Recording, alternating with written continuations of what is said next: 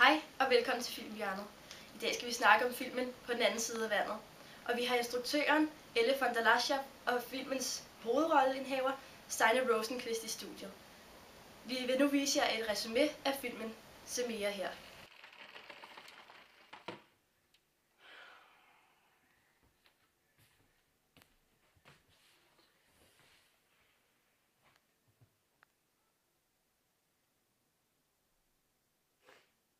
Nu må det for helvede snart ske noget, mand. Må jeg endelig have slippet fri fra hende, så burde der vel komme nogle overraskelser.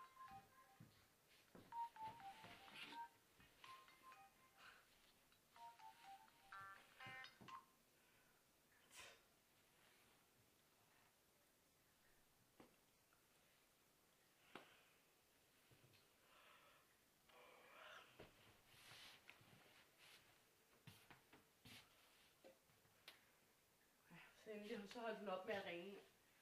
Min stolthed, den skal jo ikke sættes på prøve.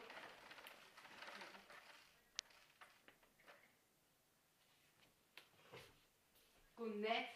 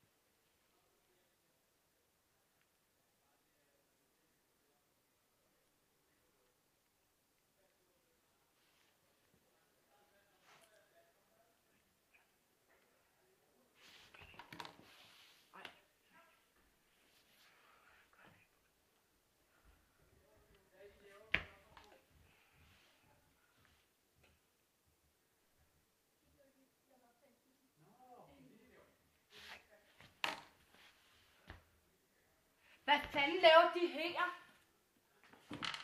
De skal sgu da ikke stå der. Hvem fanden har sat dem der, mand?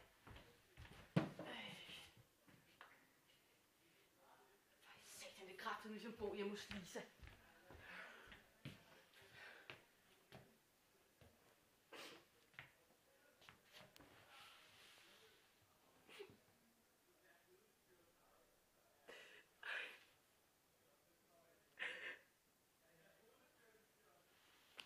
Ej, hvad fanden sker der med mig, mand?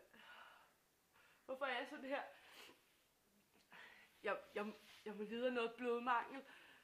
Eller jernmangel.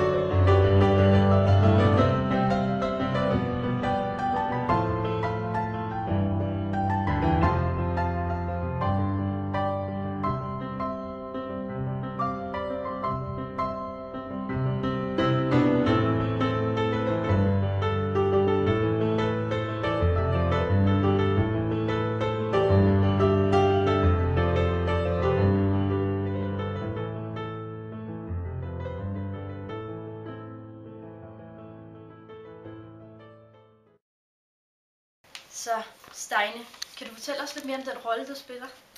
Ja, det kan jeg da godt. Han er meget glad for at være flyttet ind i den lejlighed, som han nu er flyttet ind i, efter at have gået fra Lisa. Og de første par uger, han bor der, drikker han rigtig meget.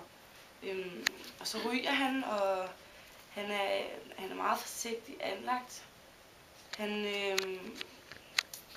er til at starte med meget arrogant over for Lisa. Fordi at han vil ikke indrømme over for hende, at han ligesom har begået en fejl. Han vil ikke tabe ansigt over for hende, så han er meget sådan, at når hun ringer, så er det ligesom hans stolthed, der bliver sat på prøve, ikke? Og så lyver han rigtig meget over for sig selv. Han snakker meget om, at han måske har en depression, og han så bliver ved med at sige, at nej, det er nok bare jernmangel eller blodmangel. Så han er en person, der ikke vil tabe ansigt for nogen, og slet ikke sig selv. Og så bliver han så er han meget følsom faktisk i den periode, vi har med ham at gøre. Han kan græde lige pludselig over alt muligt, og det kan være som et brev fra hans mor eller et eller andet. Så altså, han er en control freak af hans egen lejlighed, og sådan er det egentlig rigtig tit. Han er også meget sådan, at han skal kontrollere situationer og følelser for sig selv. Så, ja. Ja. Hvordan er miljøet, han lever i? Jamen, man kan sige, at miljøet er ligesom delt op i to.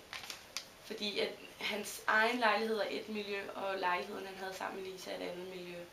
Fordi hos Lisa, der var det meget sådan, at opvasken kunne sagtens stå et par dage, uden at der blev gjort noget ved den, og man slappede meget mere af, og det var meget mere frit på en eller anden måde. Hvor at hans egen lejlighed, nu hvor han bor alene, er meget mere, at hver ting har sin plads, og alt skal være ryddet op, og der skal bare være styr på tingene. Og det er igen, at altså, hans personlighed afspejler sig ligesom i hans nye lejlighed. Ja. Elle, hvordan fremskrider historien?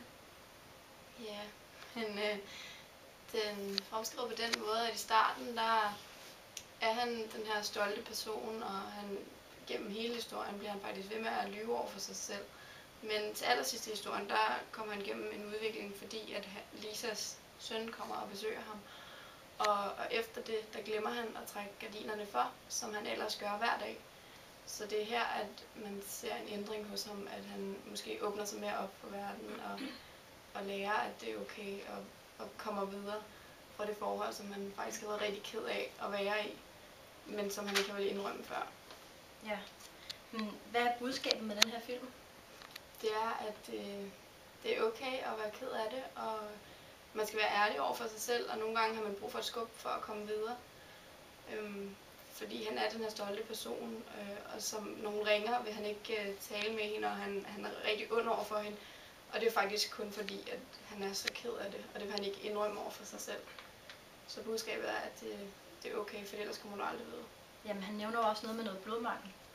Jamen, det er et af de eksempler, der er på, at han lyver. Han siger, at han har det tit rigtig dårligt, og så bruger han undskyldninger som, at det er blodmangel, og det er jernmangel, og jamen, det burde han måske også lige gå til læge med og sådan noget. Hvor i virkeligheden er det jo bare fordi, at han har det helt vildt dårligt, og måske altså, faktisk er lidt deprimeret, og slet ikke kan finde ud af, altså har en eller anden psykisk krise. Ja. Så hvilke temaer har I prøvet at ramme med den her film? Ja, men det er lidt det, som jeg sagde før med værdiforestillingerne. Altså det handler meget om stolthed, men selvfølgelig overordnet om kærlighed, og om at nu bare komme videre. Vær ærlig. Ja, men I skal have tusind tak, fordi I kom her i dag, og Selv tak. det var alt for i dag, og se med i Filmhjørnet næste uge.